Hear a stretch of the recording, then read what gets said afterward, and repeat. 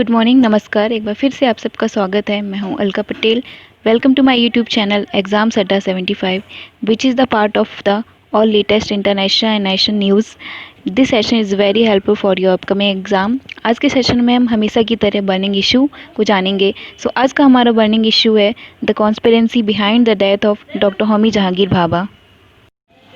The incident is 24 जनवरी 1966, यानी आज से करीब 54 साल पहले एयर इंडिया फ़्लाइट 101, जिसका एक अन्य नाम कंचनजंगा भी था, जो कि एक पैसेंजर फ़्लाइट थी जिसे अपने रूट के अकॉर्डिंग मुंबई से लंदन की यात्रा करना था, जिसमें 11 क्रू मेंबर से 106 अन्य यात्री सवार थे। यानी टोटल इस फ्लाइट में 117 लोग ट्रैवलिंग कर रहे थे। लंदन पहुंचने से पहले इसे फ्यूल फिल कराने के लिए यूरोप महाद्वीप के एक देश स्विट्ज़रलैंड के शहर जेनेवा पर लैंडिंग करनी थी।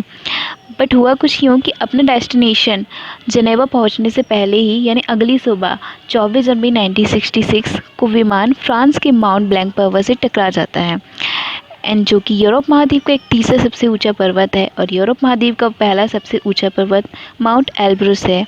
अब ये मुद्दा इतना इम्पोर्टेंट क्यों है, इसका आज से क्या रिलेवेंट है, ये बर्निंग इशू क्यों है, इससे क्वेश्चन क्यों आ सकते हैं? बिकॉज इसका संबंध हमारे आने वाले एग्ज़ाम से है। बिकॉज हुआ कुछ यूँ था कि फ़्लाइट में 106 यात्री सवार थे। ये बात तो ऑब्वियस है। साथ ही इसमें कुछ ऐसे यात्री भी सवार कर रहे थे जो बहुत ही प्रोमिनेंट पर्सन थे, जैसे हमारे भारतीय परमाणु ऊर्जा आयोग के फादर डॉक्टर होमी जहांगीर भाभा।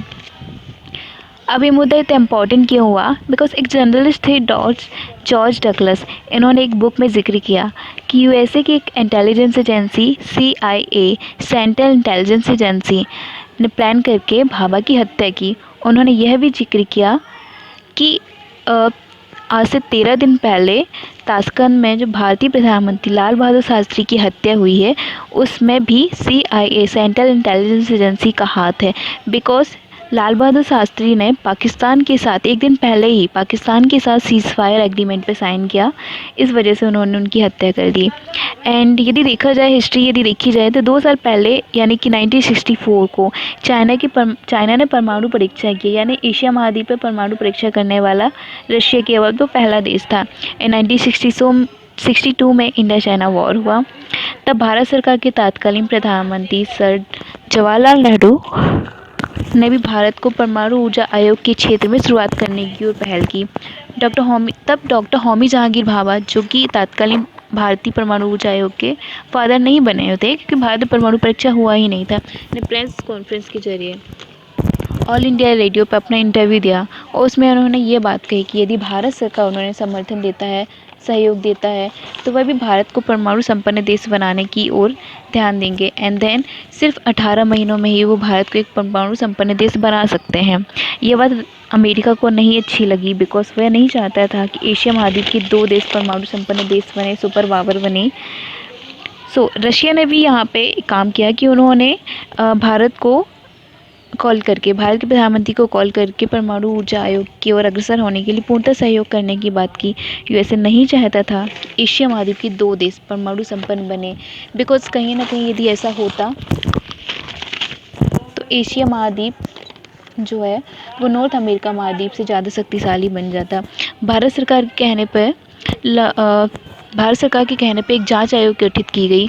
ठीक है, फ्रांस की सरकार ने आयोग गठित की। उसमें ये रिपोर्ट कहा कि एयर ट्रैफिक कंट्रोलर, जो कि एक हर एयरपोर्ट, जितने भी एयरपोर्ट्स होते हैं वहाँ पे एक एयर ट्रैफिक कंट्रोलर होता है, जो कि एयर एक्टिविटी को देखता है एंड देन सिग्नलिंग करता है, उसको एक्सेस करता है। ठीक है, तो एयर ट्रैफिक कंट्रोलर जो था जेनेवा एयरपोर्ट में, उनके द्वारा VR डेटा जो होता है वो सेंड किया गया। बट उन्होंने अपनी रिपोर्ट में यह जिक्र किया कि एयर इंडिया की फ़्लाइट 101 द्वारा वर्बल कम्युनिकेशन मिसअंडरस्टैंडिंग की वजह से प्लान क्रैश हो गया। यानी उन्होंने पूरी तरह से CIA का हाथ होने की बात नकार दी। ओके, देन हुआ, अब ये मुद्दा इतना गरमाया क्यों है? बिकॉज 15 जुलाई को माउंट ब्लैंक पर्वत पर कुछ पर्वत यात्री घूमने गए थे, क्लाइंबिंग करने गए थे। देन वहाँ पे ग्लेशियर्स जब पिघला, मेल्टिंग हुआ, तो उन्होंने देखा कि कुछ फ्लाइट्स के मलबे यहाँ पे दबे हुए, ह्यूमन बॉडी के स्कल्पचर यहाँ पे दबे मिले हुए हैं। साथ ही the Hindu newspaper and the statement newspaper, जो कि भारत में पब्लिश होता है, वो वहाँ पे मिला। देन ये देखा गया कि ये तो अफ्रीका सॉरी यूरोप कॉन्टिनेंट की में द हिंदू न्यूज़पेपर कैसे है। देन हिस्ट्री सर्च की गई तो यह पाया गया कि द हिंदू न्यूज़पेपर वहाँ पे पहुँचने का रीज़न ये था कि 1966 को एयर इंडिया का फ़्लाइट 101 क्रैश हुआ।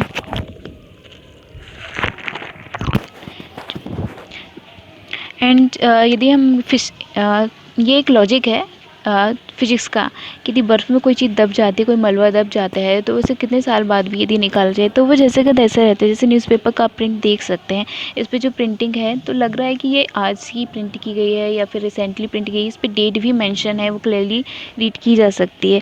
यदि वाटर पे यदि कोई चीज़ चली जाती है देन वो पूरी तरह से सड़ जाती है, उसे पहचाना नहीं जा सकता, उसकी स्थिति पूरी की पूरी बदल जाती है। देन ये मुद्दा इसलिए इतना गरमाया हुआ है बिकॉज इससे आने वाले एग्ज़ाम में काफ़ी क्वेश्चन किए जा सकते हैं। बिकॉज ये परमाणु ऊर्जा आयोग के फादर डॉक्टर होमी जहांगीर भाभा की डेथ से रिलेटेड एक लॉ है। इससे डेफिनेटली एग्ज़ाम में क्वेश्चन पूछे जाने की संभावना है।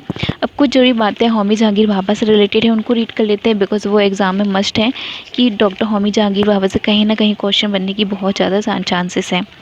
ओके, डॉक्टर भाभा का जन्म 30 अक्टूबर 1909 को बम्बई के में एक पारसी परिवार में हुआ था। इन्होंने कैम्ब्रिज यूनिवर्सिटी से डॉक्टरेट की पढ़ाई की। Then second world war start होने के बाद 1933 में ये इंडिया आ गए। देन उन्होंने रिसर्च के क्षेत्र में स्पेस एजेंसी, एटॉमिक एनर्जी के क्षेत्र में थोड़ा बहुत फ़र्क किया है। देन उसके बाद 1944 में इन्होंने Tata institute of fundamental research की स्थापना की। ये यूनाइटेड नेशन में इंडिया की ओर से एटॉमिक एनर्जी पर पहले चेयरमैन थे। इन्होंने स्पेस रिसर्च में भी विक्रम साराभाई के साथ काम किया। इनके ऑनर को देखते हुए भारत सरकार की ओर से इन्हें पद्म भूषण भी अवार्ड से नवाजा गया।